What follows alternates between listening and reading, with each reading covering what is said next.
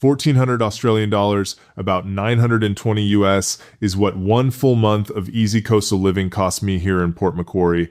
And today, from this porch, I'm going to read you every single line of it the way a man reads his own bank statement. But before I read you the whole month, do me one small favor, subscribe and hit that like. It honestly keeps these porch chats coming. If you've ever sat at your kitchen table wondering whether your check would even cover a place near the water, stay with me because I'm about to show you the actual number.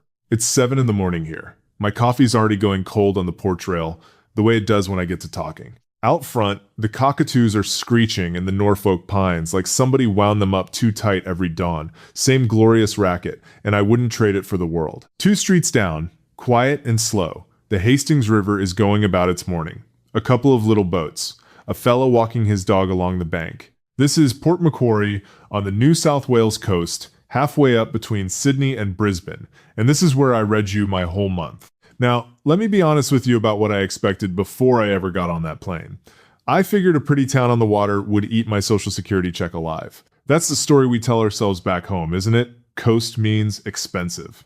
Water views mean you'd better be rich. I pictured myself doing the math at the end of every month and coming up short.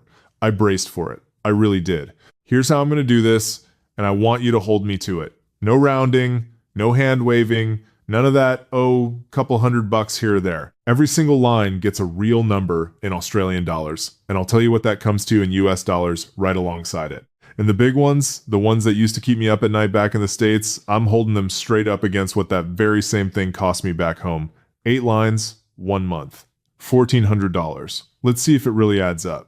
And I'm doing it because I know somebody's out there right now with a pen and the back of an envelope trying to figure out if the dream is real or just a nice thing to say. That was me 4 years ago in a kitchen with the heat cranked and the wind rattling the storm windows. So these aren't round guesses. These are the actual figures off my actual month, the same ones I check when I sit down with my coffee. And I can talk you through all of this so plainly for one reason. I did the homework cold, long before I ever flew over. I sat at my own kitchen table in the gray and worked out every one of these numbers on paper first.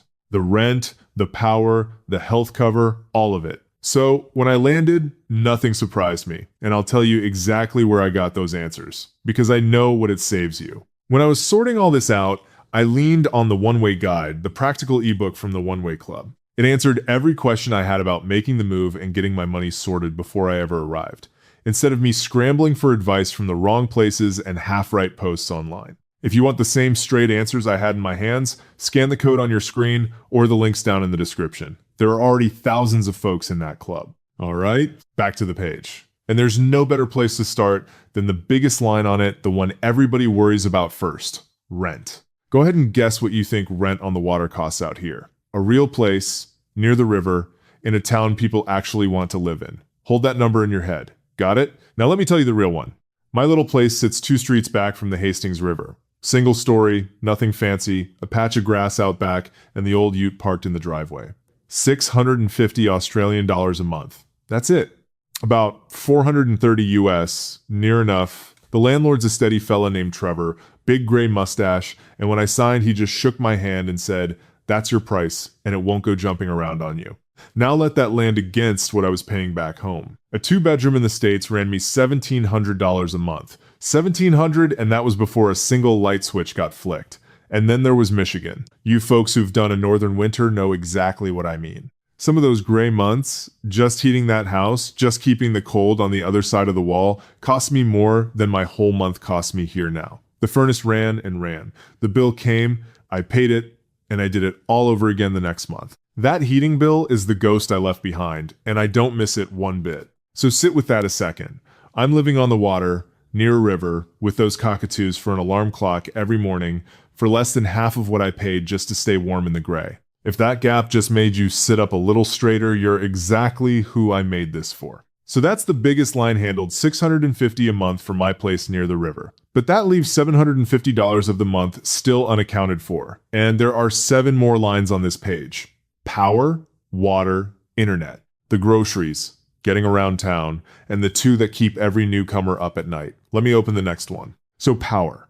Out here, I run the fans, not a furnace I'll never need again, and when the bill lands, it says $90 for the whole month. 90. That's about 60 US, give or take. Back in Michigan, $90 wouldn't have carried me through 1 week of January heat, 1 week furnace roaring day and night, and the windows still cold to the touch when you leaned near them. Here I've got an old electric fan turning slow in the front room, the door open to the breeze off the river, and the cockatoos carrying on out in the Norfolk pines.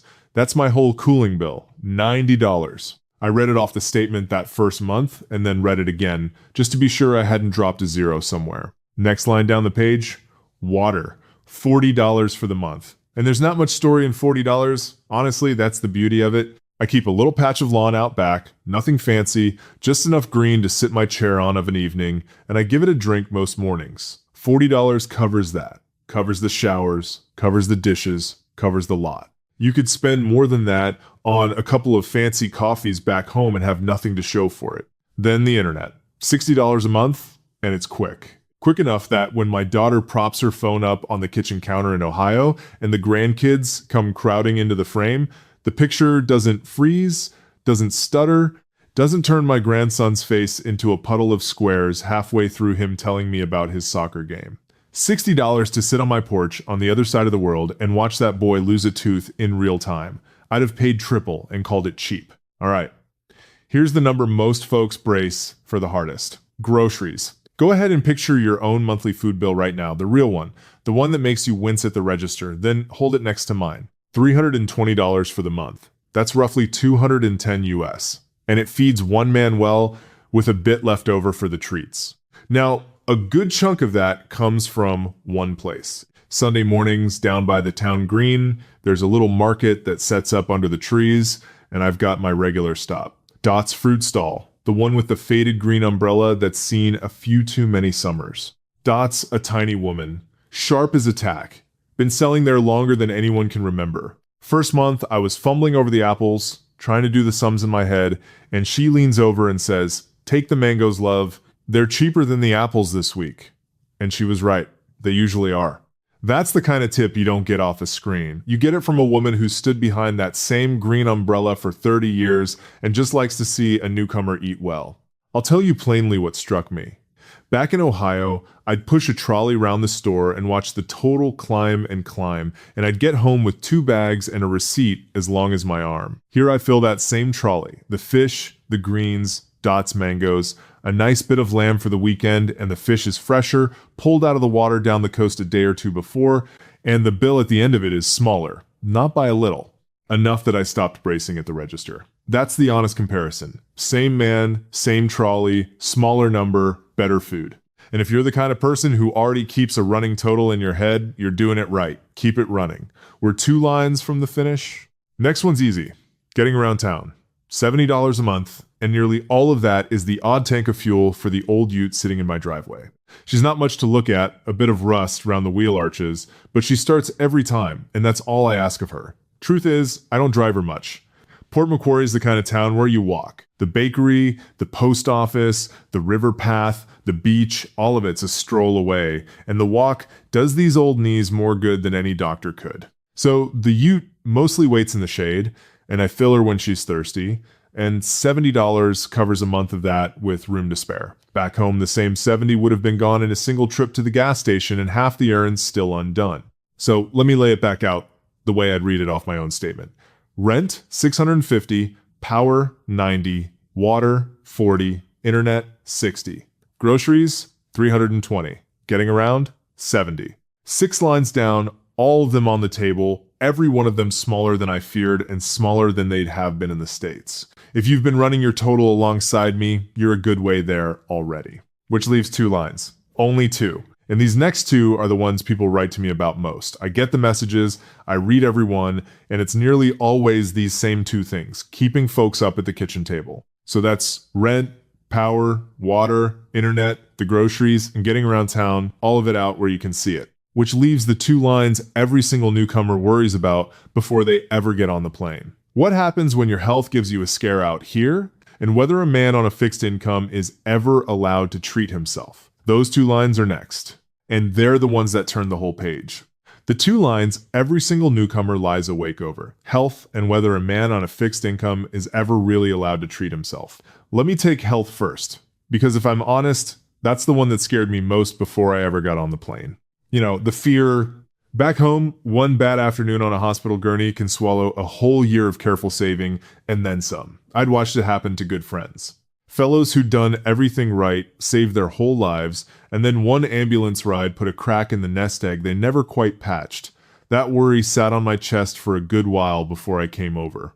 So let me put it to rest for you, calm as anything, the same way it got put to rest for me. Here's the number. Plain as all the rest. Private hospital cover, sitting right on top of Medicare, runs me $130 a month. That's around 85 US dollars, not a fortune. About what a decent dinner for two costs back in the States. And last year, that one little line earned every last cent of itself. Let me tell you how. Last year, my knee went. I came down the back step to fetch the mail, planted my foot wrong, and something in there just let go. By evening, it was swelled up like a grapefruit, and I couldn't put any weight on it. Now, back in Michigan, a knee like that meant one thing before it meant anything else. It meant the bill. You'd lie there hurting and already be doing the math on what it was going to cost you. Out here, a doctor named Priya, sharp young woman, glasses always pushed up in her hair, took one look and sent me straight for the scans. A specialist within the week. The imaging, the follow-ups, a physio fellow who had me walking right again by spring, the whole business. And when all the paperwork finally settled and I braced myself for the number, it was almost nothing out of my own pocket. I paid for the parking and a coffee in the hospital cafe. That was the damage.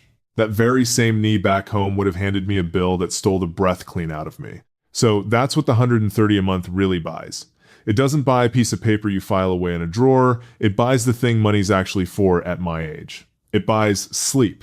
It buys a 70-year-old man lying down at night without one hand on his wallet.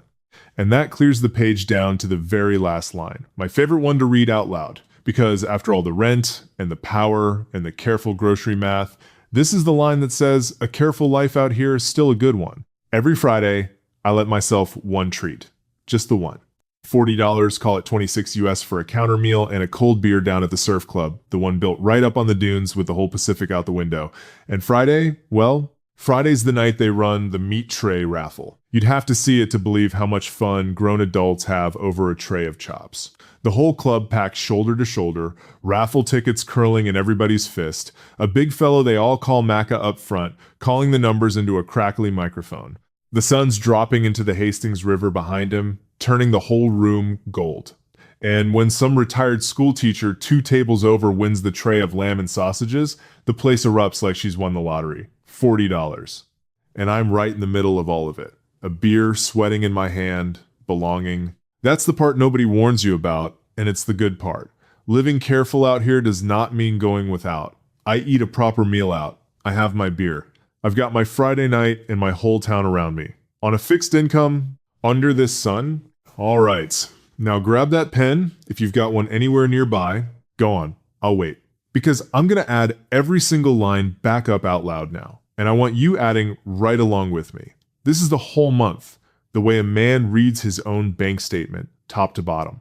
Rent on my little place 2 streets back from the water, $650. The power fans instead of that furnace I never touch anymore, $90. Water, $40. The internet, fast enough for the grandkids' faces, every Sunday, $60. Groceries for the whole month, $320. Getting around town, the odd tank for the old ute in the driveway, $70. Health cover, $130. And my Friday treat, $40. Now add them straight down the column with me. 6, 50, 90, 40, 60, 3, 20, 70, 130, 40. Run your finger right down the 8 of them. It comes to $1,400. Exactly $1,400. There it is. The exact number I said out loud on this porch while the coffee was still hot this morning. Not a dollar rounded, not a dollar hidden. Did yours land the same? Did the column come out clean? 1,400 Australian dollars, about 920 US. And that, friends, is what it actually looks like to live like a king in Port Macquarie near the water. Well fed, fully covered, from a bad knee to whatever comes next. And a treat waiting every single Friday. You want to know what $1,400 was to me back in Michigan? It was the heating bill. Near enough.